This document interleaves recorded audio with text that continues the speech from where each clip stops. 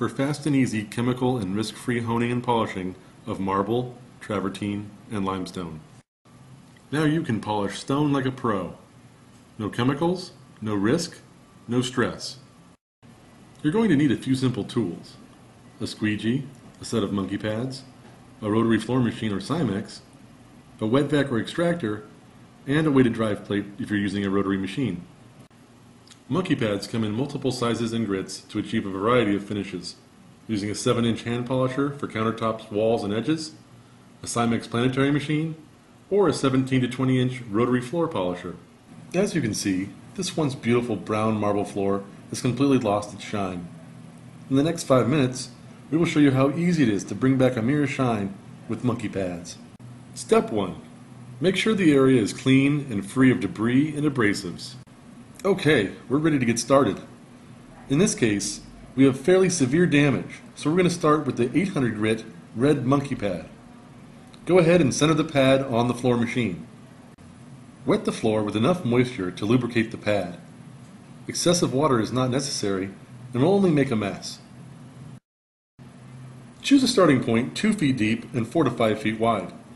Move the floor machine in a rectangular pattern counterclockwise for 30 to 45 seconds. Now check your work to see if you're ready to continue. Squeegee off the water and let dry to get a clear view. You should have a smooth, even finish. If you don't, then continue for another 30 seconds.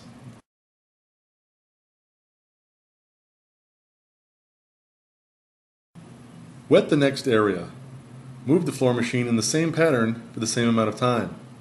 Be sure to overlap the second section with the first by 4 to 6 inches. Always rinse thoroughly between grits. Notice how the center looks much better than the edges?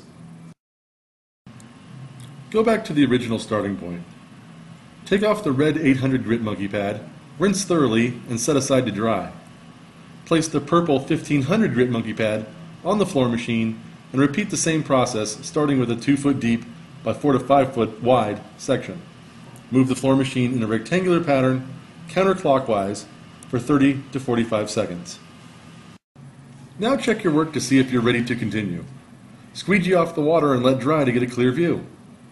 You should have a smooth, even finish. If you don't, then continue for another 30 seconds. Wet the next area. Move the floor machine in the same pattern for the same amount of time. Be sure to overlap the second section with the first by 4 to 6 inches. Remember, always rinse thoroughly between grits. With each grit, you'll notice an increase in color and reflection. Repeat these steps as you move up through the grits from lowest to highest. It's really that simple.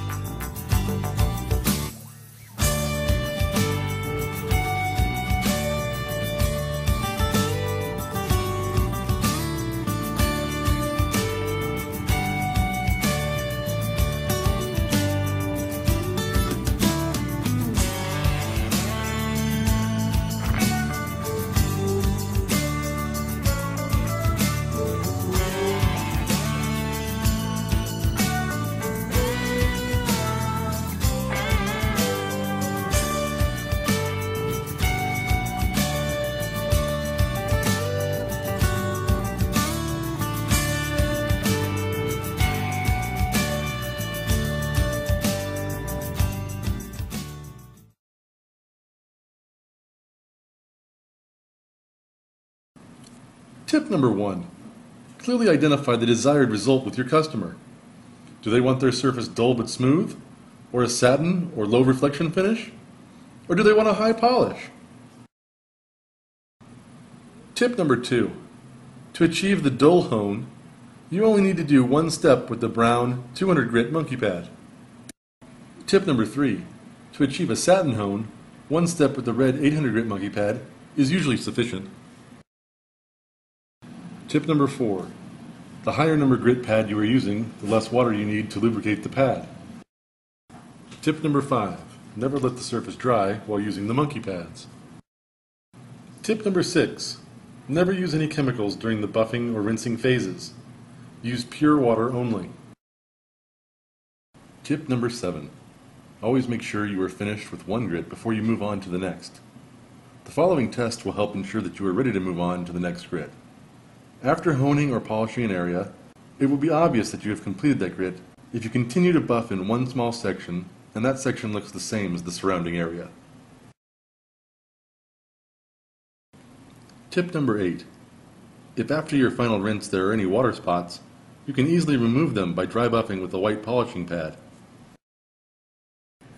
The beauty of using monkey pads goes far beyond the results. There is no risk because there's no need for acidic polishing compounds that can easily cause damage. Biodegradable, washable, reusable. On a flat surface, they'll last up to 5,000 square feet.